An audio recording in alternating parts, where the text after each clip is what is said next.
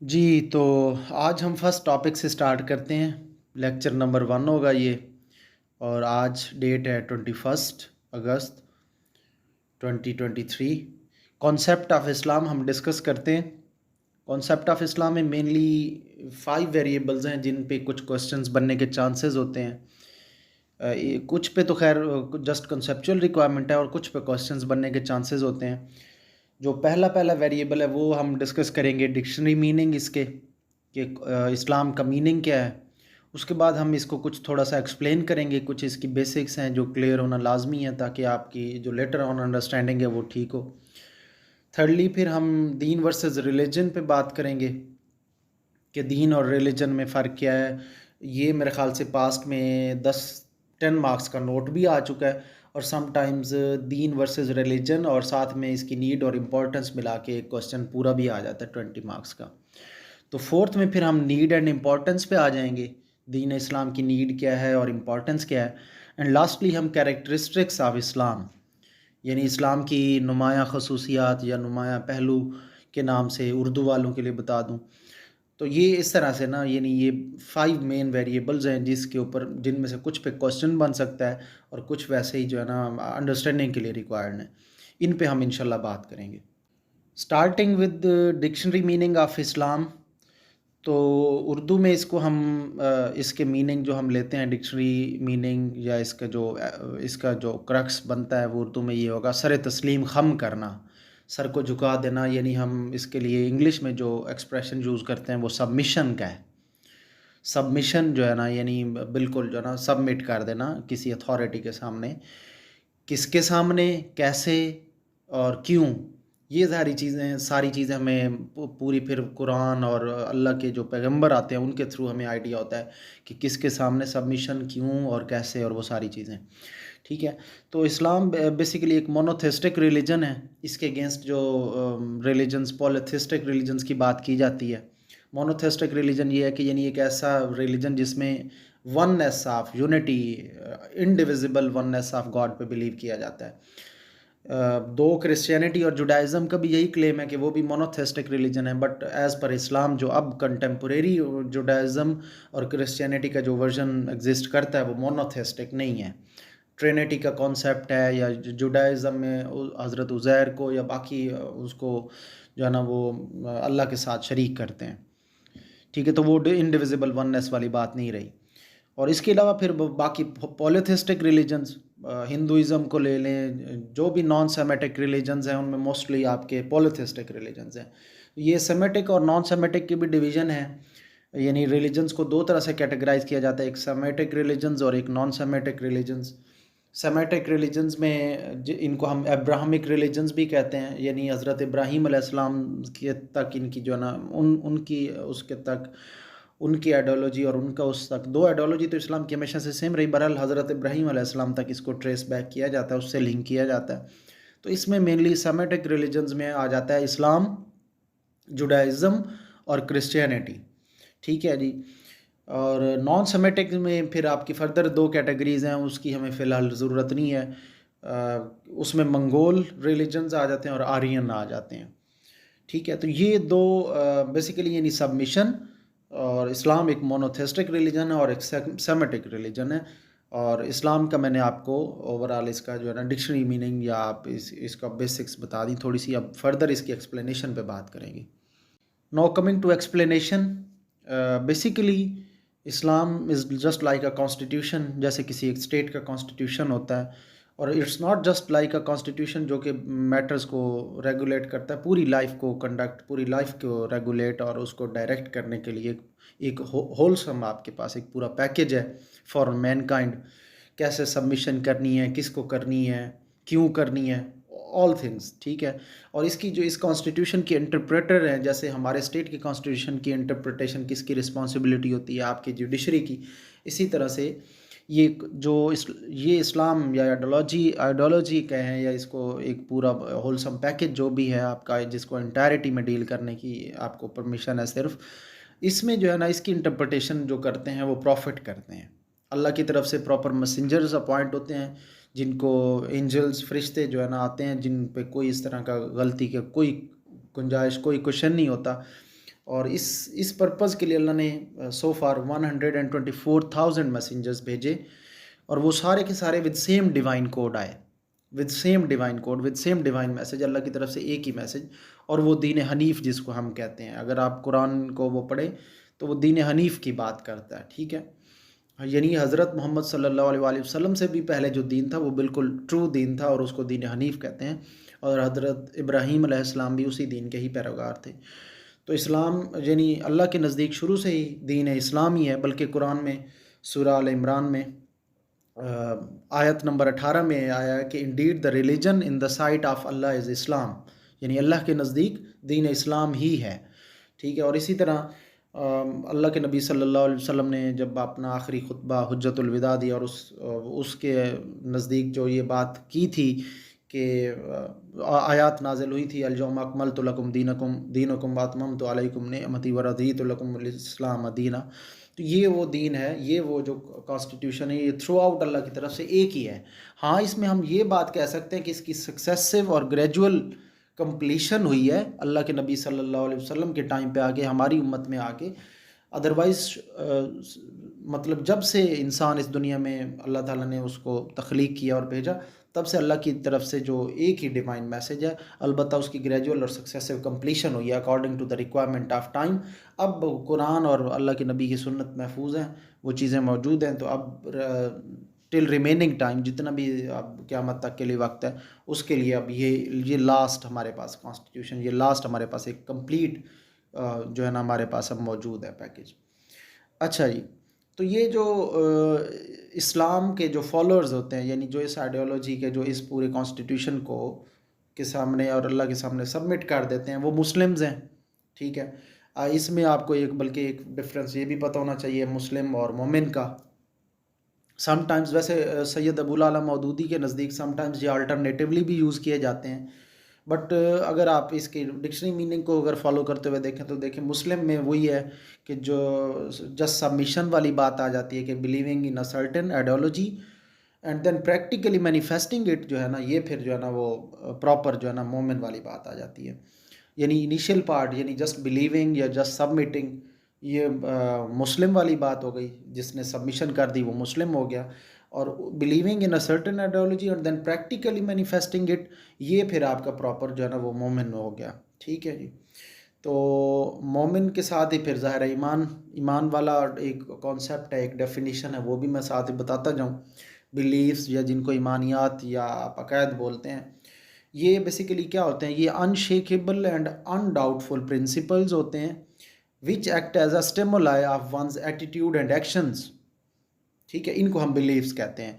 ये डेफिनेशन मेरी अपनी नहीं है, ये जो है इस्लामी नज़रिया हयात प्रोफेसर खुर्शीद की बुक से ली गई है। ज़ाहिर है वो उर्दू में वर्जन था, तो मैंने उसको प्रॉपर जितना मेरे लिए पॉसिबल था मैंने उसको इंग्लिश में कन्वर्ट किया। Unshakeable and undoubtful principles which act as a stimuli of one's attitude and action, इनको हम बिलीव्स कहते हैं। So believing in Islamic beliefs wholeheartedly, इसको हम ईमान कहते हैं। और ऐसा बंदा मोमिन कहलाएगा, ठीक है, जो कि believing in Islamic beliefs wholeheartedly. अब ज़ाहिर है होल हार्टेडली की इंटरप्रिटेशन ज़रूरी है। वो ये है कि ज़ाहिर है आप जस्ट थ्योरेटिकली बिलीव ना करते हैं, बल्कि प्रैक्टिकली आपकी लाइफ से मैनिफेस्ट हो, जैसा कि मैंने अर्लियर डेफिनेशन ऑफ मोमिन में बता भी दिया है। ये है, इसको अगर आप प्रैक्टिकली देखें तो ये कंप्लीट सबमिशन जाके होती है। थ्योरेटिकली तो बंदा बहुत सी चीज़ें मान लेता है, बट शायद वो उसमें एक हिपोक्रेटिक एटीट्यूड होता है, एक एलिमेंट होता है कि आप उसको प्रैक्टिकली नहीं कर रहे। तो ये बेसिकली इस्लाम जो है ज़ाहिर है एक कंप्लीट कोड है। अब जो हमारे पास जो प्रीवियस उम्मा थी, प्रीवियस उम्मतें थीं, उनके पास जो कोड था वो उनकी हद तक कंप्लीट था, उनके लिए ज़रूरी था। लेकिन अब जो रहती दुनिया तक के लिए ये कंप्लीट कोड आ चुका है। हमारे पास कुरान मौजूद है, अल्लाह के नबी सल्लल्लाहु अलैहि वसल्लम की सुन्ना, और ज़ाहिर है उसके साथ साथ हमें इज्तिहाद, इजमा और क़यास का ऑप्शन मिला हुआ है, ठीक है। तो यानी ये कंप्लीट शरिया है, पूरी हमारे पास जो है ना एक पाथवे, हमारे पास एक कैनन मौजूद है टू अवॉइड स्टैग्नेशन, ठीक है। क्योंकि ज़ाहिर है आप पैगम्बर इस दुनिया से तशरीफ़ ले गए और उनकी तालीमात और कुरान मजीद हमारे पास रहती दुनिया तक मौजूद है, तो साथ में हमें इज्तिहाद, इजमा और क़यास वगैरह की वो साथ में वो हमें एक मिल गई है प्रोविज़न, जिसके थ्रू हम अपने इस दीन को, इस आइडियोलॉजी को कभी भी स्टैगनेंट होने से बचाएंगे। इस पे बाद में फिर जब इज्तिहाद का टॉपिक आएगा मैं डिटेल में बात करूँगा इस पे। शाह वलीउल्लाह, अल्लामा इकबाल और इस तरह बाकी किस स्कॉलर्स ने इस पे काफ़ी अच्छा वर्क कर रखा है। तो बेसिकली ये अलाइनमेंट है लाइफ की डिवाइन अथॉरिटी के साथ by following divine code. Otherwise जो है ना आपकी सारी ज़िंदगी बेकार है, वो इस्लाम की तरफ से जो है ना वो किसी खाते में नहीं है, ठीक है।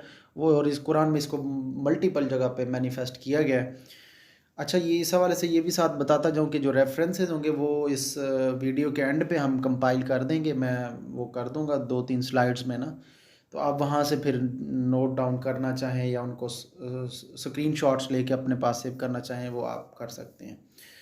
तो कमिंग बैक टू टॉपिक, हम बात कर रहे थे कि ये कंप्लीट कोड है, इसमें चेरी पिक का ऑप्शन नहीं है, बल्कि इस्लाम में ऐसे केसेस गुजरे हैं। आप अगर ख्वारिज का मामला जानते हो, जो एक स्प्लिंटर ग्रुप था, हेरेटिक्स बोलते हैं या सिजेटिक्स बोलते हैं, सिजेमैटिक्स बोलते हैं, या हेट्रोडॉक्स जो थे ख्वारिज, यानी बेसिकली उनको इस्लाम से अल्लाह के नबी सल्लल्लाहु अलैहि वसल्लम ने अपनी लाइफ टाइम में बता दिया था कि वो इस्लाम से ऐसे निकल जाएंगे जैसे तीर कमान से।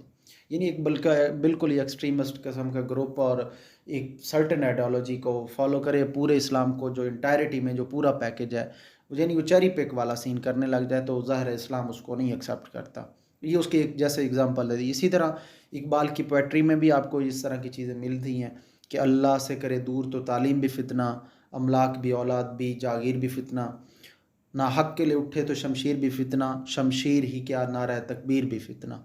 तो ये नहीं, इस्लाम जो है ना ये नहीं कहता कि आप अपनी मर्ज़ी करें या चेरी पिक करें या वो सारा। तो इवन अगर आप यानी ना हक के लिए आपने शमशीर उठाई है तो वो शमशीर ही क्या नारा तकबीर भी अगर आपने ना हक के लिए वो बुलंद किया तो वो भी फितना है, वो भी एक आजमाइश, वो भी एक प्रॉब्लम क्रिएट कर सकता है। तो ये है थोड़ी सी एक्सप्लेनेशन थी जो कि लाजमी थी इसके लिए, ये मैंने आपको थोड़ा सा बता दिया इसके हवाले से। अच्छा, नेक्स्ट वेरिएबल जो हमने डिस्कस करना है वो है दीन वर्सेस रिलीजन। ये पास पेपर में पूछा भी गया है, आपको शायद पता हो दीन और मज़हब में फ़र्क वो कहता है बताएं, और समटाइम साथ में कपल कर देता है कि दीन की खसूसियात या दीन की अहमियत और ज़रूरत पे भी साथ में नोट लिखें। तो 10 नंबर का भी आ सकता है, 20 नंबर का, कोई साथ में इसके कपल करके पोर्शन। हाँ, जस्ट दीन और रिलीजन के फ़र्क पे मेरे ख्याल से 20 नंबर का नहीं देगा, 10 नंबर तक का नोट बन सकता है। हाँ, कुछ और साथ कपल हो जाए तो फिर 20 मार्क्स का भी आ सकता है। तो दीन की बात पहले कर लेते हैं, साथ में इसी के साथ कंट्रास्ट कंपेयर करते जाएंगे रिलीजन को भी। दीन का जो मीनिंग है वो है डिसिप्लिन, डिसिप्लिनिंग द सोल, अपनी अपनी रूह को डिसिप्लिन करना, ठीक है। और अकाउंटेबिलिटी, जैसे यौमुद्दीन कहा जाता है क्या क़यामत के दिन के लिए, क्योंकि उस दिन अकाउंटेबिलिटी होनी है, ठीक है। तो ये अकाउंटेबिलिटी भी उसी से मिलता है। इसी तरह द डे ऑफ रेकनिंग, दीन का एक मीनिंग ये भी है, द डे ऑफ रेकनिंग, जो क़यामत के लिए भी बोला जाता है। इसी तरह वो बारिश जो कि बार बार बरसे और ज़मीन के अंदर रोईदगी, यानी ज़मीन के अंदर नबातात और वो सारी लाइफ को दोबारा से रिहेबिलिटेट करे, उसको रिकवर करे, उसको ब्रिंग बैक टू लाइफ करे, उसको भी, उस रेन को भी हम दीन बोलते हैं, ठीक है। अच्छा, ये बड़ी इंटरेस्टिंग सी वैसे बात है। अगर आप 1,24,000 पैगंबर जो आए अल्लाह की तरफ से ग्रेजुअली और रिकरेंटली आते रहे नबी मुख्तलिफ जगह पे और एक ही जगह पे समटाइम्स, तो वो बेसिकली यही पर्पज़ होता था, एक तरह से रिवाइटलाइज करना, bringing back to life people को, और वहाँ पे जो सोसाइटी रहती थी, ठीक है। तो इसके अगेंस्ट जो रिलीजन है वो प्योरली, उसके लिए हम उर्दू में जो वर्ड बोलते हैं मज़हब बोलते हैं, तो रिलीजन के मीनिंग है मेथड के या बिलीफ के या फेथ के या मैनर के, मल्टीपल मीनिंग्स। आपको पता है अरेबिक में, अरेबिक एक बड़ी जो है ना बड़ी वाइड लैंग्वेज है, इसमें मल्टीपल मीनिंग्स समटाइम्स होते हैं। अच्छा, तो मज़हब जो है ये नेम ऑफ बिलीव्स है इंडिविजुअल से डील करने के लिए। जैसे आप आज बात करें बुद्धिज़्म है या हिंदुइज़्म है या इस तरह के, ठीक है। मॉरल कोड है, कोई कंप्लीट शरिया नहीं है, ठीक है, जस्ट एक मॉरल कोड है, कुछ सेट ऑफ प्रिंसिपल्स हैं। बुद्धिज़्म को अगर आप देख लें, बुद्धिस्ट मॉन्क्स को देख लें या बाकी लोग, या ये हिंदुइज़्म या जैन मत या वो जो बाकी रिलीजन्स हैं, ज़ोरास्ट्रियन का जो ज़रतश्त वाले जो हैं, ठीक है।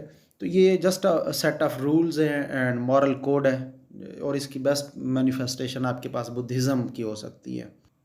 इसके मुकाबले में जो आपका दीन है वो एक कंप्लीट कोड ऑफ लाइफ है।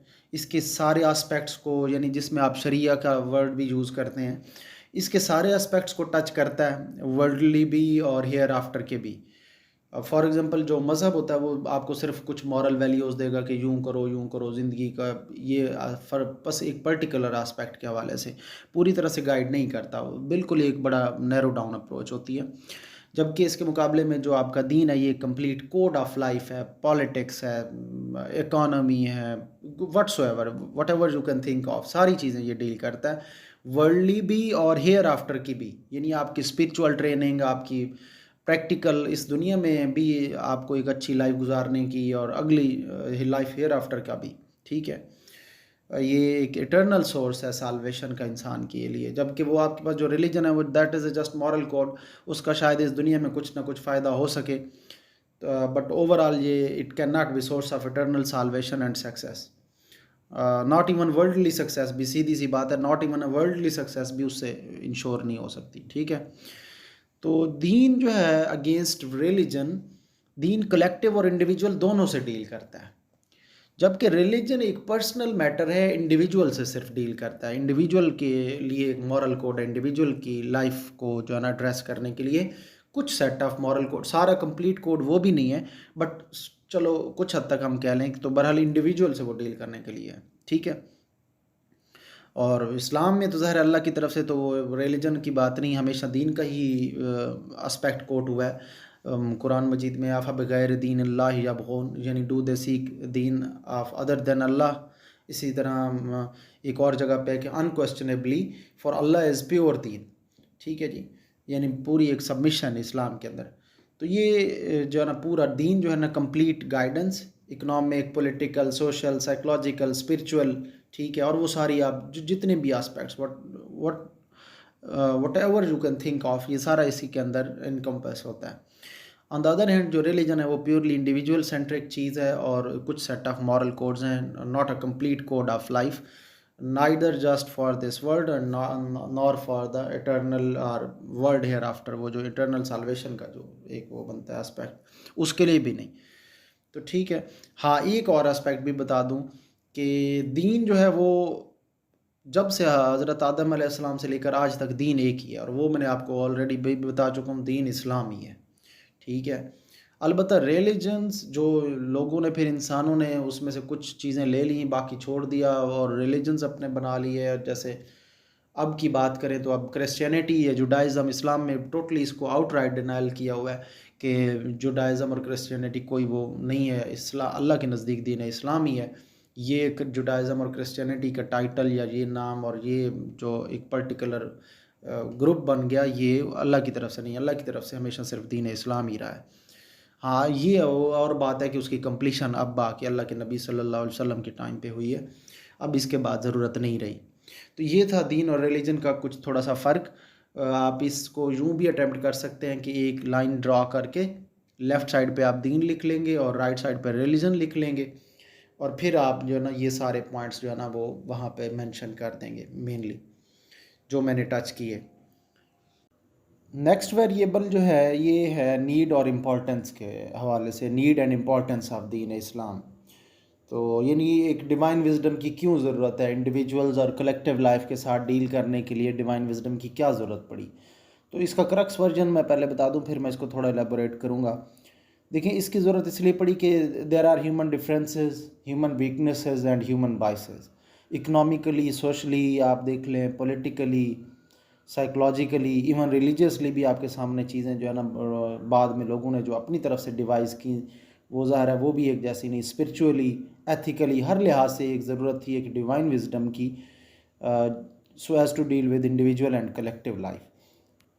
इसको मैं इस तरह से एक्सप्लेन करूँगा कि लाइफ के अंदर आपके बहुत सारे बेसिक क्वेश्चंस हैं जो कि एक रैशनल स्पिरिट के माइंड में ज़रूर क्लिक करते हैं, ज़रूर आते हैं। वो कुछ क्वेश्चंस हैं कि मैं इस दुनिया में क्यों हूँ, मेरा पर्पज़ क्या है एग्जिस्टेंस का, लाइफ हेयर आफ्टर है या नहीं है, ठीक है। मतलब कोई मेरे यहाँ पे रोल, कोई मेरी रिस्पॉन्सिबिलिटी, मेरी नेचर, वाई एम आई हेयर, और तक कब तक के लिए हूँ, क्यों हूँ, कौन हूँ, ठीक है। और मेरा इसमें बहुत सारी चीज़ें क्या है, अगर मैं खुद क्रिएट हुआ हूँ तो कैसे पॉसिबल हुआ, अगर किसी ने क्रिएट किया तो फिर उसकी उसकी उसने क्यों क्रिएट किया, ज़ाहिर है उसके पीछे कोई पर्पज़ होगा उसकी। फिर अगर वाकई उसका कोई पर्पज़ है तो उसकी कोई लाइकिंग डिसलाइकिंग्स क्या हैं।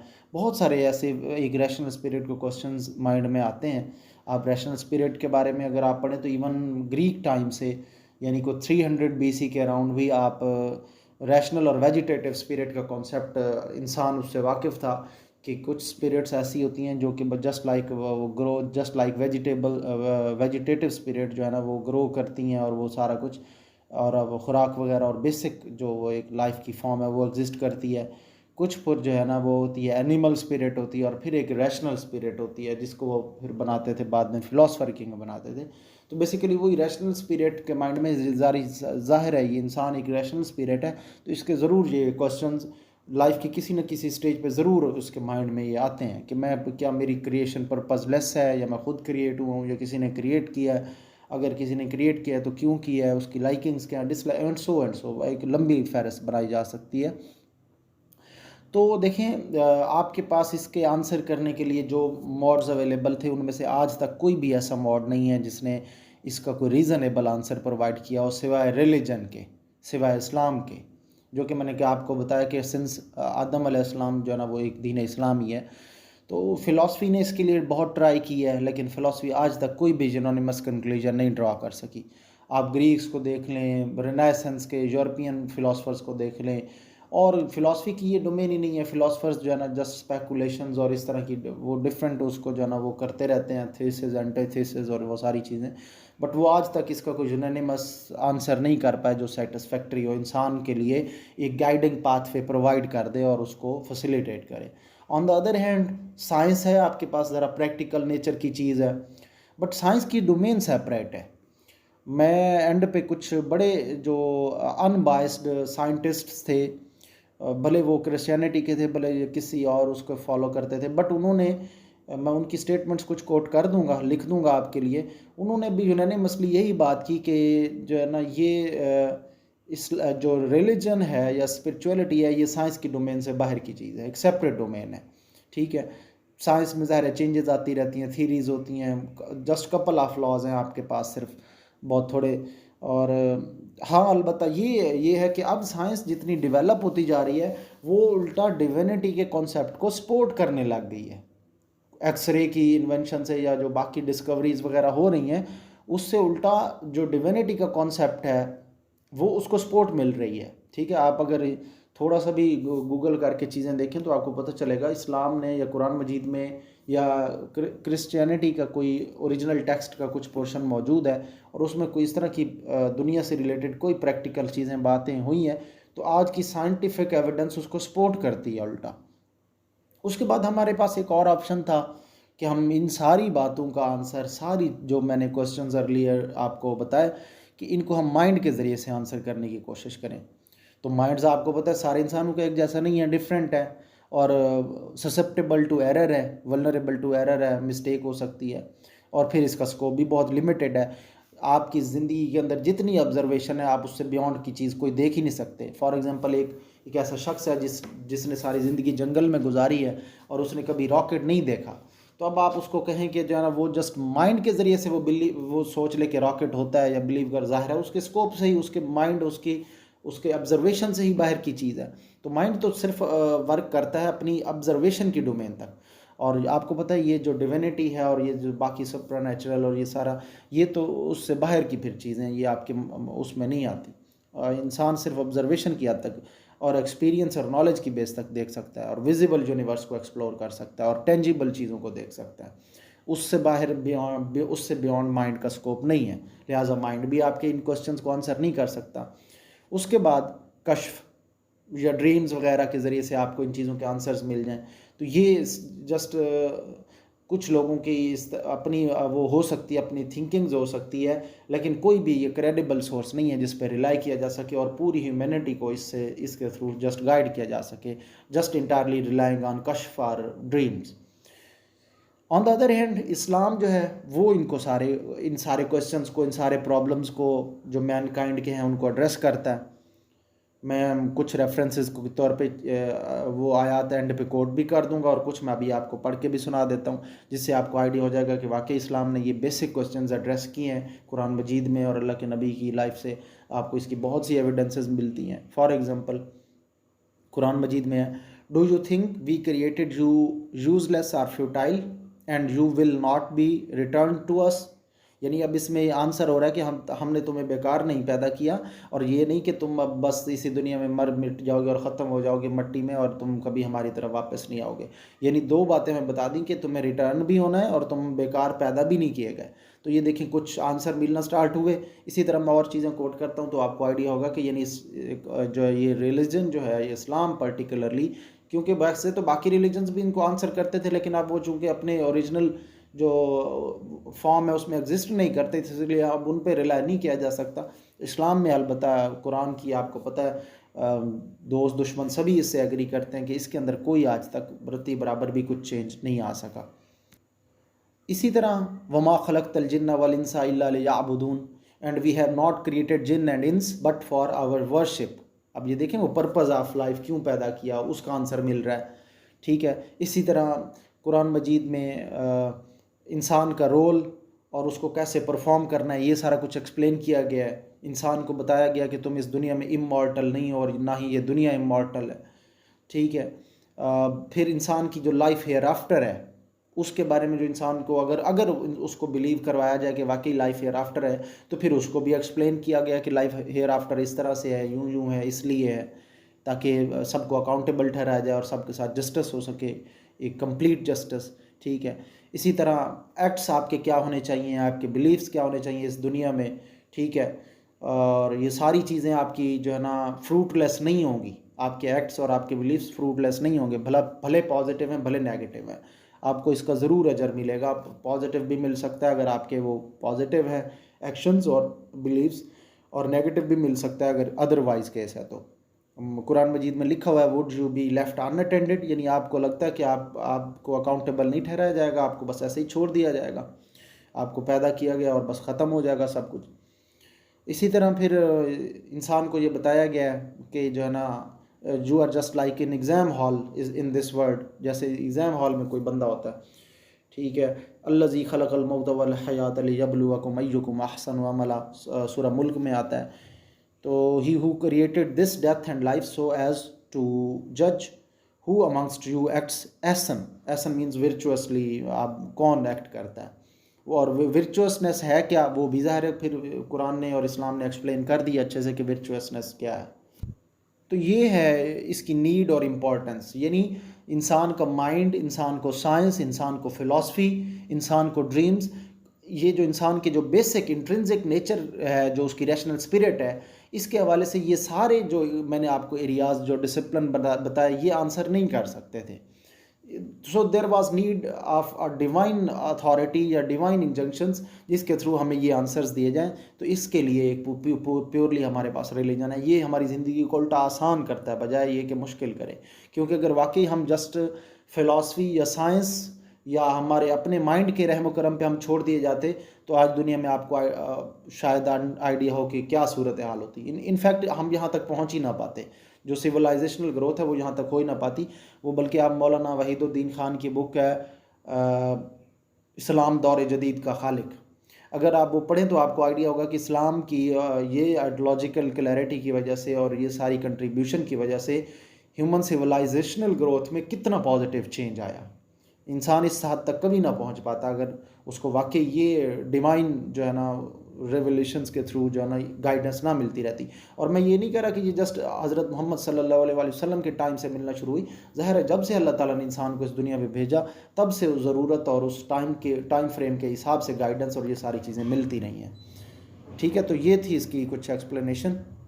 अब इस लेक्चर का लास्ट वेरिएबल आउटलाइन का डिस्कस कर लेते हैं। वो है कि आपका स्टेटमेंट आ सकती है एग्ज़ाम में, characteristic features of Islam, characteristics of Islam या दे सकता है, या यूँ लिख सकता है करेक्टरिस्टिक्स फीचर्स ऑफ इस्लाम। देखिए, अगर इसको आप इन डेप्थ स्टडी करना चाहें और अच्छे से समझना चाहें तो फिर तो बेहतर ये है कि आपको कंपैरेटिव स्टडी ऑफ रिलीजन्स पता हो, आपको जुडाइज़म का पता हो, क्रिश्चियनिटी का पता हो, हिंदुइज़म का पता हो, जो बड़े बड़े रिलीजन्स हैं दुनिया के, उनके बारे में आइडिया हो, तभी आप इस्लाम की कैरेक्टरिस्टिक फ़ीचर्स आइडेंटिफाई कर पाएंगे ज़्यादा अच्छे से। चूँकि आपकी सिलेबस का पार्ट नहीं है कंपैरेटिव स्टडी ऑफ रिलीजन्स, इसलिए मैं उसमें नहीं जाऊँगा, बट मैंने अल्हम्दुलिल्लाह कुछ की थी, तो इस वजह से मैं आपसे कुछ चीज़ें इंपॉर्टेंट शेयर कर पाता हूँ, जो कि बाकी अगर आप रिलीजन्स को स्टडी करें तो उनमें आपको ये चीज़ें उस तरह से नहीं मिलेंगी। इवन समटाइम्स तो बिल्कुल ही नहीं मिलेंगी, और कुछ पार्शली जो है ना मिसिंग मिलेंगी आपको। तो सबसे पहली चीज़, सबसे पहले करेक्टरिस्टिक जो इस्लाम का है वो ये है कि ये कंप्लीट कोड है। अगर आप जुडाइज़म, क्रिश्चियनिटी और वो सारे रिलीजन्स को देखें तो अब उनमें आपको कुछ थोड़ी बहुत वो मिल गई हैं, इबादत मिलती हैं। पूरी लाइफ के लिए आपका क्या एटीट्यूड, क्या बिलीफ पैटर्न्स होना चाहिए, किस तरह से आपको लाइफ गुजारनी है, इस दुनिया में कैसे लाइफ हेयर आफ्टर का कॉन्सेप्ट और वो सारी चीज़ें हैं, उसको पूरी तरह से एक्सप्लेन ये नहीं मिलेगा आपको। तो इस्लाम एक कंप्लीट कोड है।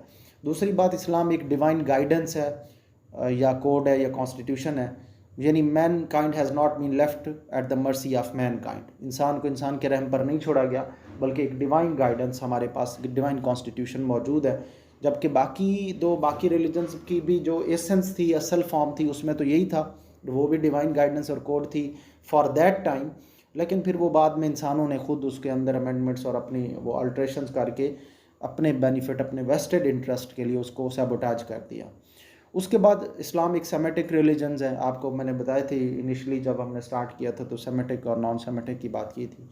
उसके बाद इस्लाम इंडिविजिबल वननेस, जिसको हम तौहीद बोलते हैं, वहदत बोलते हैं, यूनिफिकेशन ऑफ अल्लाह की बात हम करते हैं। जबकि आपको इवन ये कॉन्सेप्ट अब का जो प्रेजेंट क्रिश्चियनिटी है या जुडाइज़म है, जिनको हम बाकी सेमेटिक रिलीजन्स दो और गिनते हैं, उनमें भी आपको नहीं मिलेगा। और इसमें जो क्रिश्चियंस ये चीज़ कोट करते हैं कि नहीं, हम वननेस या यूनिफिकेशन ऑफ गॉड में बिलीव करते हैं, इसका बेहतरीन रिबटल जो है वो इन्होंने दिया था शेख अहमद दीदात। ये डॉक्टर जाकिर नाइक के भी समझ लें एक तरह से मेंटोर थे। शेख अहमद दीदात साउथ अफ्रीका में इन्होंने वो किया था, वर्क करते थे, और फिर वहाँ से रिलीजन की तरफ। तो इनका अगर आप स्पीचेस सुने तो आपको यानी कंपैरेटिव स्टडी ऑफ रिलीजन्स पे बहुत कमाल का वर्क है शेख अहमद दीदात का, और इसी तरह से जाकिर नाइक साहब की भी काफ़ी कंट्रीब्यूशन है इस हवाले से। अच्छा, इसमें मैं ज़ाहिर सेक्टेरियन बाइसेस और उन चीज़ों से बिल्कुल प्रेजुडाइसेस से हट के बात कर रहा हूँ, सो प्लीज़ इसको उस कॉन्टेक्स्ट में ना देखें। अच्छा जी, तो उसके बाद जो फिफ्थ मेन एस्पेक्ट है, करेक्टरिस्टिक फीचर है, वो है कि ये एक divine code of all the times है। यानी इस्लाम ये नहीं है कि जस्ट प्रॉफिट मोहम्मद के टाइम पे रिवील हुआ और बस वो उसके बाद ये एक आइडियोलॉजी मिली। अल्लाह की तरफ से पहले दिन से ही, सिंस डे वन जो है ना, वो वही तौहीद का प्रचार था, वही आखरत का कॉन्सेप्ट था, हर चीज़ वो प्रीवियस रिलीजन्स, प्रीवियस आइडियोलॉजीज़ में भी ये सारी चीज़ें एग्जिस्ट करती थी। उसके बाद ये कि it's a pure from any kind और फॉर्म ऑफ आइडल वर्शिपिंग, किसी किस्म की भी आइडल वर्शिपिंग से प्योर है। ला आपका जो कलमा के आपके बोल है उसमें जो ला बोलते हैं, अगर इस ला की आपको अरेबिक में इसकी पूरी एसेंस ग्रामेटिकली पता चल जाए तो ला का मतलब ये होता है कि आगे आने वाले इस्म की हर चीज़ उससे हर चीज़ से यानी नफ़ी कर देता है। ला से मतलब है कि कोई किसी किस्म का भी कोई माबूद नहीं है अल्लाह ताला के सिवा। बहरहाल वो ज़ाहिर है हमारी उर्दू में उस तरह का कॉन्टेक्स्ट, उस तरह की वो एग्जिस्ट नहीं करते एक्सप्रेशन, इसलिए उर्दू में एक्सप्रेस नहीं हो सकता। इसके लिए फिर आपको अरेबिक ही सीखनी पड़ेगी। तो बहरहाल ये है कि it's a pure from any kind of idol worshipping, any kind whatsoever. उसके बाद बिलीव और एडवोकेट करता है डे ऑफ जजमेंट के बारे में, रिवार्ड और पनिशमेंट, ताकि आपका इस दुनिया के अंदर भी बिहेवियर एक प्रॉपर एक वो हो, चैनलाइज्ड हो। उसके बाद कॉन्सेप्ट ऑफ हलाल एंड हराम, यानी परमिजिबल और फॉरबिडन या वर्चुअसनेस और वाइसनेस की बात करता है। वर्चुअस क्या है और वाइस क्या है, ठीक है। उसके बाद एक और बड़ा यूनिक फीचर जो इस्लाम का, जो बाकी रिलीजन्स के साथ अगर आप कंपैरेटिव स्टडी करके देखें तो यू विल फाइंड कि उनके यहाँ प्रिजर्व्ड सीरा नहीं है, बायोग्राफी नहीं है। हज़रत ईसा अलैहिस्सलाम का आपको थोड़ा सा लाइफ का कुछ चंद दिन का कुछ पोर्शन मिलेगा। इसी तरह हिंदुइज़म में भी ज़ाहिर है, हिंदुइज़म तो फिर चलो नॉन सेमेटिक में आ जाता है, लेकिन उसमें भी आज तक कोई सेंट्रल अथॉरिटी मन नहीं फाइंड आउट कर पाया कि ये है सेंट्रल अथॉरिटी। उसके बाद आपके पास आ जाता है जुडाइज़म में, उसमें भी सेम इसी तरह से है। तो ये मतलब ये है कि हाँ, इसमें ये नहीं होता कि भाई हाँ कि अल्लाह के नबी की डेट ऑफ बर्थ क्या थी या डेट ऑफ डेथ क्या थी। मकसद ये है कि उनकी सीरा, उनकी लाइफ, उनके बिलीफ पैटर्न्स और उनके एटीट्यूड्स और एक्शंस वो थ्रू आउट डे वन से लेकर एंड तक हमारे पास अल्हम्दुलिल्लाह प्रिजर्व्ड फॉर्म में मौजूद हैं, और वो हमारे लिए एक बीकन ऑफ लाइट का काम करते हैं। वो भले फिर उसका पॉलिटिकल एस्पेक्ट हो या सोसाइटल एस्पेक्ट हो या मिलिट्री का रोल हो या मॉरल स्टैंडर्ड्स हों, जो भी आप एस्पेक्ट देख लें। इसी तरह एक और यूनिक फीचर, अगेन इसको अगर आप कंपैरेटिव स्टडी ऑफ रिलीजन्स करें तो इसको ज़्यादा अच्छे से समझ पाएंगे, वो है रहबानिया। इस्लाम में सेकुलरिज्म या आइसोलेशन या मोनास्टिसिज्म जिसको हम बोलते हैं वो नहीं है। यानी आप मुआशरे में रहकर ज़िंदगी का इम्तिहान गुजारेंगे। आप ऐसे नहीं हो सकते कि आप जंगल में जाके रहें या आप आइसोलेशन में चले जाएं, जैसा कि डार्क एजेस ऑफ क्रिश्चियनिटी में हुआ था, और फिर उसकी वजह से उन्होंने बहुत ही यानी डिज़ास्टर्स कॉन्सिक्वेंसेस फेस किए। उनका जो सोसाइटल फैब्रिक था वो सारा डिस्टॉर्ट हो गया और बड़ा उन्होंने बड़े प्रॉब्लम्स देखे।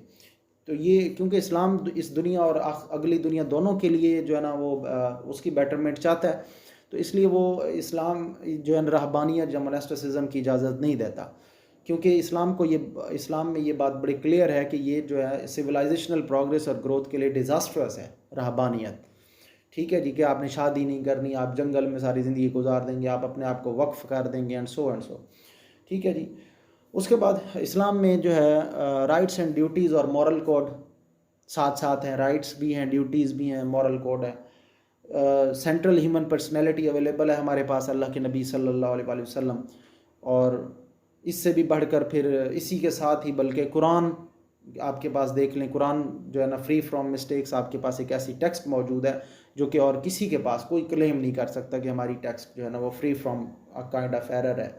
ठीक है, मिस्टेक्स इसमें जो है ना, और ज़ाहिर है इसकी चूँकि हमें पता है डिवाइन अथॉरिटी ने खुद इसकी जो है ना प्रोटेक्शन की, इसको सेफगार्ड करने की from mistakes and any other happenings, इसकी जो है ना गारंटी ली हुई है। इन अनज़लनाहु ज़िक्र व इन्ना लहू लहाफ़िज़ून। तो ये ज़ाहिर है ये एक प्रोटेक्टेड बुक है, एक सेफ़ बुक है जिस पर रिलाई किया जा सकता है। उसके बाद एक नेचुरल या फितरी दीन है। इस्लाम की कोई भी आइडियोलॉजी या कोई भी हमारे लिए जो टीचिंग्स हैं वो फितरत से हट कर नहीं है। ठीक है, मॉडरेशन की दावत देता है इस्लाम, इतदाल की बात करता है, एक्सट्रीमिज़म को बिल्कुल नहीं प्रमोट या नर्चर करता, सपोर्ट करता। एंड लास्टली एक और इम्पॉर्टेंट पॉइंट वो मैं ऐड कर दूँ, वो है तज़किया नफ्स। यानी इस्लाम इंसान के लिए एक एग्जाल्टेड स्टेटस मैन काइंड का जो है, जो उसके लिए वाकई वर्थ इट है, उसको अचीव करने के लिए उसको गाइड करता है कि वो अपना वो एग्जाल्टेड स्टेटस अचीव कर सके, और उसके लिए पूरी तरह से गाइड करता है। तो ये था जी आपका फर्स्ट टॉपिक। अब इंशाल्लाह फिर नेक्स्ट टॉपिक में मज़ीद कुछ चीज़ें कवर करेंगे। तो ये टॉपिक यहीं पे हम क्लोज़ करते हैं। Thank you so much for listening. इंशाल्लाह हम इसको कंटिन्यू रखेंगे।